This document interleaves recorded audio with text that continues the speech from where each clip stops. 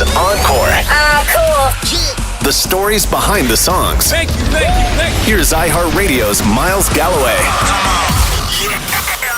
I'm here, I'm ready, and I'm going to light up your world like nobody else. Hey, I'm Miles Galloway. It's not often I get nervous recording these episodes of Encore, but I feel like this week, for this song, for this fan base, I have to deliver. The United Kingdom and Ireland has a long, rich history of creating boy bands that have taken the British Isles and often the world by storm. Hold on, I feel like I should be standing up for this. From the early British invasion and the aptly named Beatlemania brought on by the Beatles in the 1960s to the British glam pop influence of the Bay City Rollers in the 70s, Wham's iconic sound of the 1980s to the well-established 90s groups like Take That, Westlife and Boyzone, to the modern pretenders to the throne like JLS, The Wanted and McFly. British and Irish boy bands have been influencing music and pop culture consistently for more than 6 decades. But if you're listening to this episode of Encore today, I think you already know what direction I'm taking this episode. Because let's be honest, there's only one direction I could be taking it when talking about a British and Irish boy band that took the world by storm. That's right, this is the story of One Direction's very first single, What Makes You Beautiful. Okay, I'm going to sit down now. Much like their rich tradition of boy bands, the UK also has a storied history of singing competitions. The ubiquitous American Idol was, of course, a spin-off of the UK show Pop Idol, which introduced the world to curmudgeonly judge Simon Cowell, who soon got sick of his lack of control in the competition. Surprise, surprise. So he workshopped a similar show for UK audiences in 2004, The X Factor. The show was a big success across the pond, with perhaps the most famous early season winner being 2006's Leona Lewis. Hopefully she stopped bleeding love these days. And the most famous runner-up from that era being the aforementioned JLS, or Ollie Murs, in 2008 and 2009 respectively. Each season the show would continue to grow its audience, creating a perfect environment for its contestants to become bigger and bigger stars. Even, and in some cases, especially if they didn't win. I still can't believe they didn't win. By 2010, in its 7th season, The X Factor was pulling in its biggest audience ever, of an average of 14.1 million viewers. That's almost as many listeners as I've got here on Encore. As the famous story goes, Niall Horan, Harry Styles, Louis Tomlinson, Liam Payne, on his second audition for the show, and Zayn Malik all auditioned separately for the boys category of the competition, but were put together as a group by guest judge Nicole Scherzinger and Simon Cowell himself. Cowell had historically taken the most credit for the formation of the group, and he did serve as the lads' mentor throughout the show, but over the last couple of years, it's been proven that Nicole Scherzinger was the true driving force behind their formation. The boys only had 2 weeks to get to know each other, as they told Much's Lauren Toyota at the time. Where you weren't friends, like you were put together, you met at X Factor, so how did you work on becoming friends? Well, we kind of, we went all to Harry's house in Manchester. We kind of hung out there all week, playing football, swimming in the pool. We played some songs, sang around the campfire and stuff, so yeah, it was really good. It was all pretty natural, really, because, you know, we're all young and we've all got pretty similar personalities, so we're lucky how easy it came together. Ow, Liam, that really hurts. You are very lucky. You are very lucky that it did work out, because I would find it hard, you know, to get on with 5 people and travel the world together. The first song ever performed on TV as a group was Torn, made famous, of course, by Natalie Imbruglia. The group performed it at the Judges' Houses stage of the competition. Simon told Rolling Stone in 2012 that he knew quite literally immediately upon that first performance that this was a group headed straight to the top, saying, "When they came to my house in Spain and performed, I knew after about a millionth of a second.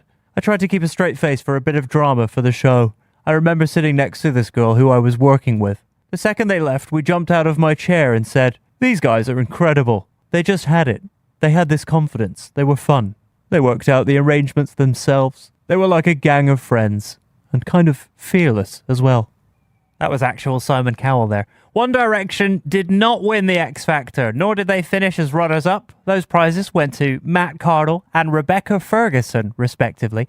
But they did make the final and finish in 3rd place. Simon Cowell, who you heard there, is no fool. Saw a lot more in One Direction than he did in Cardle or Ferguson, and immediately snapped the boys up on a major record deal with his label, Psycho Music. Their winning song, if they had won the competition, was a cover of the 1980s song Forever Young. It also conveniently leaked online right after the show's competition at the end of 2010. How in the world could that have happened? By the time 2010 rolled into 2011, the 1D train was gathering steam, and the boys split their time working on their debut album in Los Angeles, Stockholm, and London, and fulfilling their X Factor live tour commitments across the UK. It was a truly grueling schedule for the lads, who were essentially still just normal teenagers with no idea the levels of success about to befall them. In 2012, they told Much's Lauren Toyota, Before you were on X Factor, what was your life like? Let's start with you. What was your life before X Factor? I was still at school. Just still at school. My mum was still doing all my ironing, cooking all my food. Just a normal boy. Just a normal boy. What about you, Liam? What were you doing? Yeah, I was at college doing music technology. So I was just studying for that, you know, going to play some basketball at the park. You had a rap career? And what was your life like, Zayn, before? Same thing. I was just at sixth form. I was just doing college, just studying English. Just a normal boy, just at school. I don't know why we put Zayn on the bottom. Oh no, who's on the bottom here? Look, you're on the bottom. You're on the bottom of that one. Okay, so Niall, what was your life before X Factor? Before X Factor? Yeah, pretty much the same. Just going to school 9 till 4, going home. Yeah, played a bit of guitar. Yes. That was really it. I bet you didn't have hair like that before X Factor. No, I didn't know. Things have changed. And what about you? What were you doing before X Factor? I was just doing the same, at school and, just about to start college and, just kind of hanging out with my friends and stuff. So it's pretty crazy. Like many British acts, One Direction soft launched in the UK, first through Psycho Music in mid to late 2011. BBC Radio 1 gave Directioners their very first taste of What Makes You Beautiful on August 10th, 2011. And it remained exclusively on British airwaves for about a month before becoming commercially available to Europe, New Zealand, and Australia in September. Wow, they really made us wait, didn't they? By the time the full debut album Up All Night was released across the pond on November 18th, What Makes You Beautiful had already become a number one hit on every British isle and was the most pre-ordered single in Sony Music's history. So it was inevitable that a North American record deal was presented to the band that same month, with Columbia Records making the very wise decision to partner with 1D in their conquest of North America.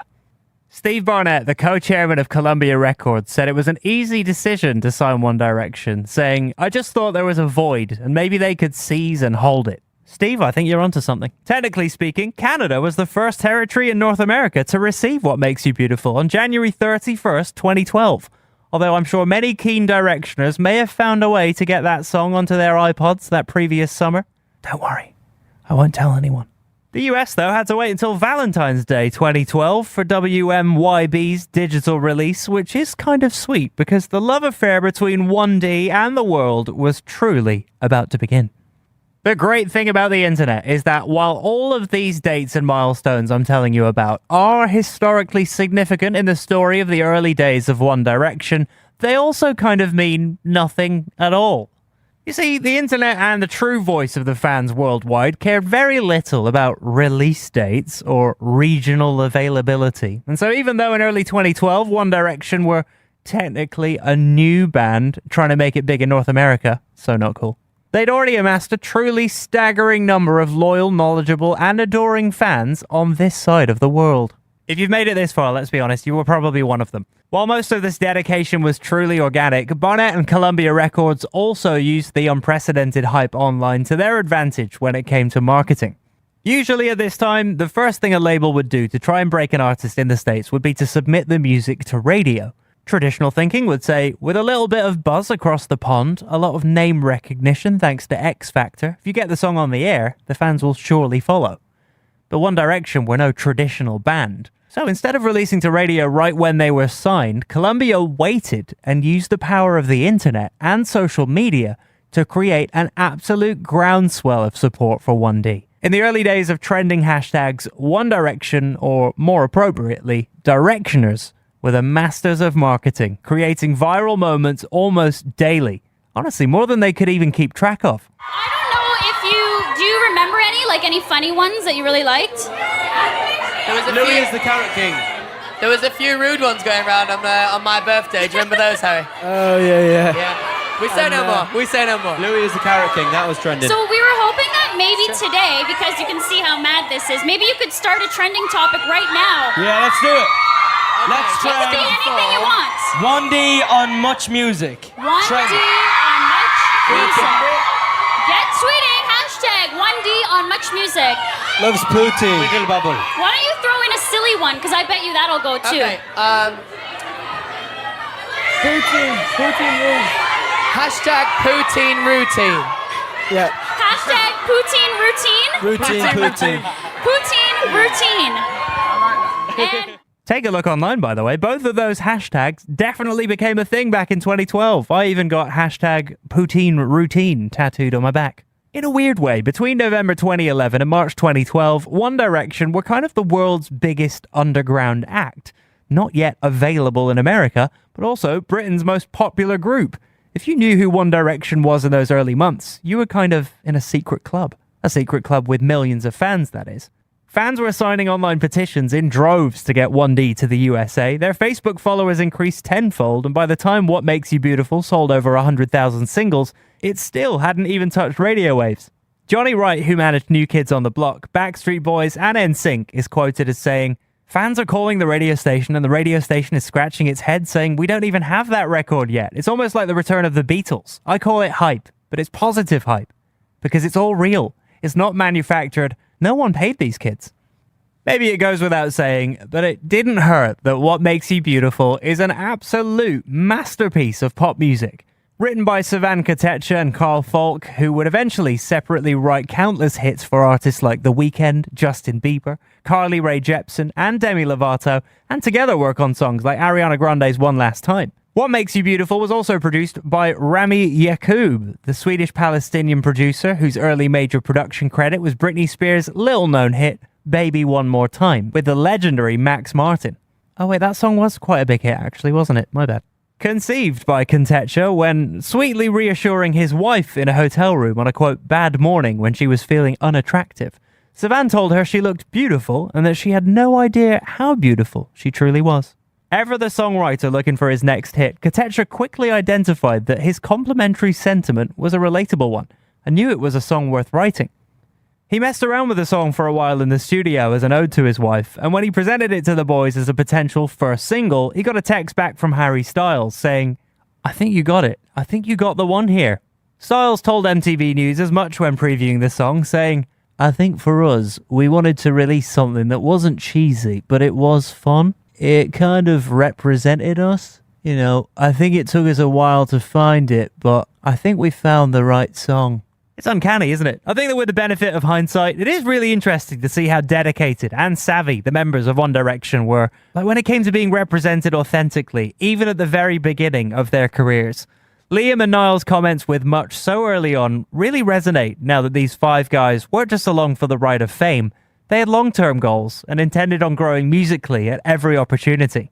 Yeah, I think we were lucky that early on we got a lot of control with things that we did. Like, we took a long time, like with the first record coming out, because we wanted to decide like what kind of music we were going to do, what kind of sound we were going to have.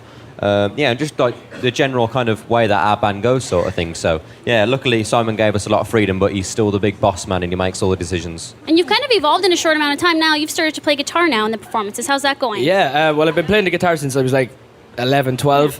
And then recently, just like on our last tour, I started playing the guitar.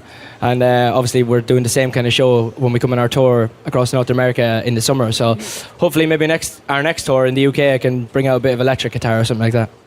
On working with 1D, Kotecha told The Hollywood Reporter what he loved about them and other artists that have had careers launched from singing competitions. They haven't gone through everything, so they're all a little bit starry-eyed. What's fun about working with X Factor contestants is that you feel like you're 17 again, and like really excited about being new to the business kind of thing. Again, looking back on it, the starry-eyed earnesty in the lyrics of What Makes You Beautiful is honestly such a massive part of the song's appeal, As Harry noted, it's a song that almost crosses over into cheesy territory, but it's enriched by the fact that it literally is a song written by a guy who loves his wife. And it's sung by fresh-faced teenagers who are sweetly swooning over the object of their affection. Quite simply, the perfect calling card to introduce One Direction to the world with. Critics, for the most part, raved over What Makes You Beautiful as well. Often described as sing-along pop power with electro-pop influences, a la Pink's Raise Your Glass. Cosmopolitan called it ridiculously catchy, whilst NME noted that it was simple enough to be played on an acoustic guitar at a house party. I love that. Jason Lipschutz of Billboard called it the real deal and as endlessly playable as NSYNC's Bye Bye Bye, and Stephanie Abrams of Time noted its squeaky clean wholesomeness as a positive, saying, "The way you flip your hair gets me overwhelmed. They croon in their Breakout single, which any parent can get behind." That's a far cry from a typical Nicki Minaj verse. The music video for What Makes You Beautiful was an equally wholesome introduction to the band. Part breezy coastal road trip, part beach party complete with sparklers, crashing waves, and a point-and-shoot camera-captured photo sesh. The video wasn't exactly the vanguard of modern cinema, but gave the fandom everything they wanted. Plenty of visual showcases of who each member of 1D was, with their playful and approachable vibes on full display. Fans particularly swooned for Harry and his floppy-haired cutest, getting cozy with actress Madison McKillen. There wasn't all that much toxicity around it either, with most female Directioners just putting themselves in her shoes. When the song was finally super officially released to radio in North America on February 28th, fans were so ready. The song debuted at number 9 in Canada and number 28 on the US Hot 100. By the end of April, it would peak at number 4 in America and go on to spend 13 consecutive weeks in the top 10. The single alone sold over 3.8 million copies in the USA, becoming the best-selling song by a boy band since the flip to digital sales tracking. Needless to say, the success abroad only held the boys back at home, as One Direction and What Makes You Beautiful won the Brit Award for British Single of the Year, beating out X Factor alumni Ollie Murs, JLS, and more impressively, beating the frontrunner in Adele's Someone Like You. Here's what the lads had to say at the time, again with much. How does this new group beat Adele? That's crazy. I think these guys. I mean, for us to be in that category was amazing, up against, Adele, and, it just shows how great our fans are. I mean, it was voted for by them, so it's as much their award as it is ours. We thank you so much for voting. It's pretty amazing. So what was that night like for you? Who did you meet? Yeah, there was some big stars on the carpet. I seen will.i.am was just behind us on the carpet. Like everyone, Bruno Mars, Rihanna, everyone was there, and it was so weird. This shows how common and normal we are. We went to the biggest night in British music, and we went to McDonald's afterwards. You did? Just a regular day in your regular lives. Yeah, No standard. big deal. As a fellow Brit, I'm a little surprised they didn't go to Nando's after, but to each their own, I guess. Up All Night was already the UK's fastest-selling debut album of the previous year by the time it was scheduled to be released on March 23rd, 2012. And I say scheduled to be released because fan outcry for One Direction in America was at such an all-time high, it was actually rescheduled at the last second to be released a week early. I told you earlier, time is no match for Directioners. Unlike the single itself, Up All Night wasted no time at all to top the charts in North America, debuting at number 1 in Canada and the USA. These milestones marked One Direction as the first UK group to debut at number 1 with their debut album in both Canada and America.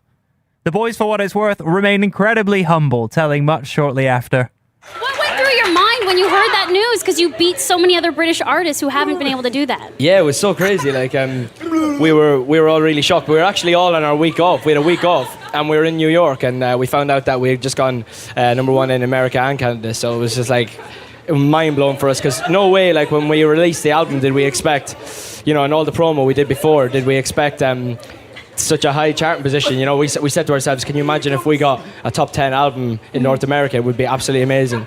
And to go to top spot was just incredible. While critics were a little more mixed on the album as a whole than they were towards What Makes You Beautiful, Jason Lipschutz gave perhaps the most poignant review of the record, stating, Up All Night demonstrates an originality in sound that was necessary for the revitalization of the boy band movement. The album has its ups and downs, but One Direction complete two important tasks on their debut album. The boy band notches a long-lasting hit with What Makes You Beautiful, and they look forward instead of back. Get ready to hear a lot more of One Direction. And a lot more One Direction is exactly what we got. Up All Night spawned 3 more hit singles, followed up almost immediately by a second album in 2012, and then a third, fourth, and fifth in each following calendar year. One Direction sadly aired their last televised performance on December 13th for the X Factor finale that year, and on the very last day of 2015 for Dick Clark's Rockin' New Year's Eve, before taking what was initially described as an 18-month hiatus. 18 months at time of recording has now lasted about 8 years, but it isn't a totally sad ending. All 5 members of 1D, as I'm sure you're all very aware, have had success in music since their split. Among their individual accomplishments, Harry Styles has become one of the biggest stars in all of music, with multiple #1 records and sold-out tours all over the world. Niall Horan has flexed his songwriting muscles and had a handful of gold and platinum records himself. Zayn has had a couple of top 10 hits on the Billboard Hot 100. Louis Tomlinson recently sold out the O2 Arena and released a critically acclaimed documentary about his journey from 1D to solo success. Liam Payne has been the least prolific of the 1D lads, dealing with some health and personal struggles over the years, but has found success on songs with Quavo, LSO, and J Balvin.